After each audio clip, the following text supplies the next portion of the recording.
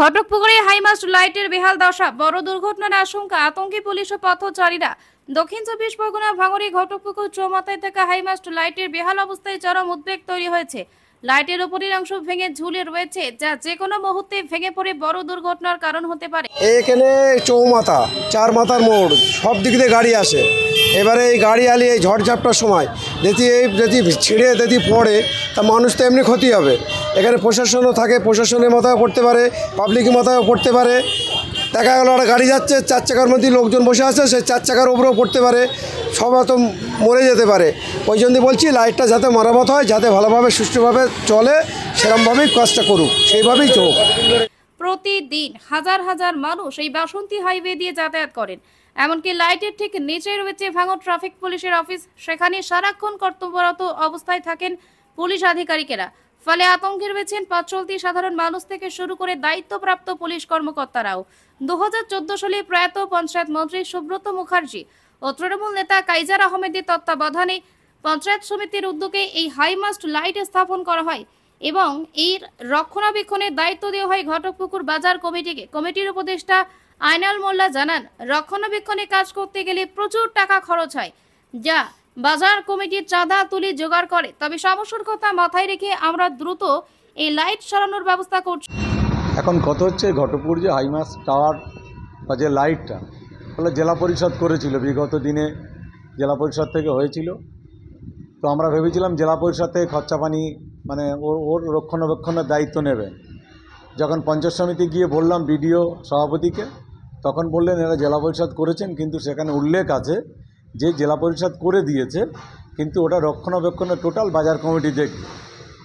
তো সেই অনুপাতে আমরা ওরা দেখছি, যখনই নামাই ঝড়ে ভেঙে যায় বা তার ছিঁড়ে যায়, যখনই নামানো হয় 40-45 হাজার টাকা খরচা হয়। নিচে টাওয়ার করতে হয়, মিস্ত্রি নিয়ে আসতে হয়, ওর প্রায় 700 ওয়াটের লাইট চেঞ্জ করতে হয়। খরচা তো অনেকই হয়, কিন্তু সেটা আমরা বাজার কমিটি করি। এখন এই ব্যাপারটাকে নিয়ে প্রশাসন থেকেও বলেছে বারবার যে ওইটা ঝুলছে, যে কোনো টাইমে একটা অ্যাক্সিডেন্ট হতে পারে, ওখানে আমার ট্রাফিকের অফিসাররা থাকে, তাদের ক্ষতি হতে পারে।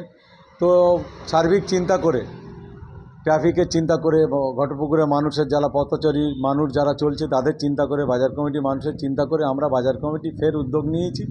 আমরা শীঘ্রই 10-15 দিনের মধ্যে আমরা ওটাকে নামিয়ে নূতন করে সুন্দর করে ওটাকে লাইট ফাইট, কেবিলগুলো খারাপ আছে, কেবিলটা পাল্টে দিয়ে আমরা নতুন করে সুন্দর করে আবার ওটাকে যেমন প্রথম ছিল, ফার্স্ট টাইম যেমন ছিল, তেমন আবার আমরা ওটা তৈরি করে দেব, এটা প্রতিশ্রুতি দিচ্ছি। এ বিষয়ে ক্যানিং পূর্বের বিধায়ক শওকত মোল্লা বিশ্বাস দিয়ে বলেন, রিপেয়ারিং কাজ শীঘ্রই শুরু হবে, কিছুটা সময় লাগবে, তবে কোনো কাজই ফেলে রাখা হবে না। ওটা লাইট জ্বলছে, তবে ওটা রিপেয়ার হবে, একটু সময় লাগছে। তো কোনো কাজ বাকি থাকবে না। ভাঙড় বিধানসভা এলাকায় আস্তে আস্তে লাইট থেকে শুরু করে ব্রিজ থেকে শুরু করে রাস্তাঘাট সবগুলো হবে, একটু সময় লাগবে। কারণ এখানে যে বিধায়ক আছে তার তো কোনো কাজ নেই, শুধুমাত্র বুলি আওড়ানো ছাড়া আর বড় বড় কথা বলা ছাড়া এছাড়া কোনো কাজ নেই। আর লোকজনদের নিয়ে আমরা যখন রাস্তার উন্নয়ন, রাস্তা উদ্বোধন করতে যাই বা শিলান্যাস করতে যাই, সেখানেও তার লোকজন দিয়ে বোম মারে। ফলে বোমের বিধায়ক নওশাদ সিদ্দিকী, গুলির বিধায়ক নওশাদ সিদ্দিকী কিছুই করতে পারে না। আমরা করছি, একটু সময় লাগবে না। স্থানীয় বাসিন্দাদের দাবি, দ্রুত এই লাইট মেরামত করা না হলে যে কোনো সময় বড় দুর্ঘটনা ঘটতে পারে।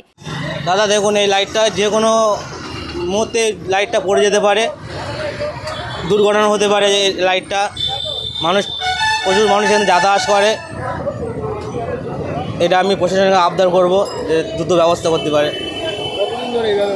তারপরে মাস 6 হবে